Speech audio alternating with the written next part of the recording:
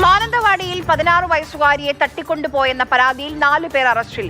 മാനന്തവാടി സ്വദേശികളായ അമൽ കൃഷ്ണ, ജിതിൻ, അജിത് കുമാർ, തൃശ്ശേരി സ്വദേശി റോബിൻ എന്നിവരാണ് അറസ്റ്റിലായത്. എം കമൽ വിവരങ്ങളുമായി നമുക്കൊപ്പം ചേരുന്നുണ്ട്.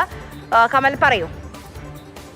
ആര്യ, മാനന്തവാടിയിലെ വീട്ടിൽ കിടന്നുറങ്ങുകയായിരുന്ന ആ 16-കാരിയെ മാതാപിതാക്കളുടെ അനുമതിയില്ലാതെ വിളിച്ചിറക്കി കൊണ്ടുപോയ സംഭവത്തിലാണ് 4 പേർ അറസ്റ്റിലായിരിക്കുന്നത്.